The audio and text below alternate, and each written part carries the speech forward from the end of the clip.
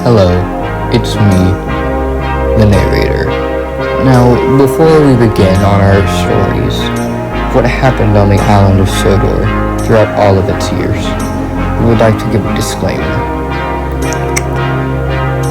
Me and the cast are all not the oldest people on Earth, but we do care. And there is one story that I like to tell whenever I hear kids have been rude in church. Whenever Thomas was first taken over the Farquhar branch line, and occasional engines would come down, they would side-eye him and make him feel rather depressed. He would always be in a somber mood after that. No matter what Annie and Clarabelle said cheer him up, he would try and throw back on a smile, as any man would, but the smile would always fade off. For you see, constant blows against you, no matter how you feel, can always damage you. And that's something that people seem to forget. If you're rude to another person, and that person's rude to another, you cause an infinite chain of rudeness.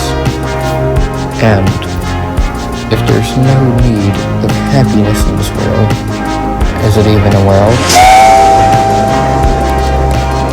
Now, as you can see here, the engines were shunning Thomas, making him feel quite sad. Now, Annie and Clarabelle tried their best, and Edward did as well, but as you can see, their meanness started to rub off onto Thomas. An engine that was in a quarry that was yelling at him, Thomas snapped back. The engine was in shock. Thomas, though, started to cry as he ran down the hill.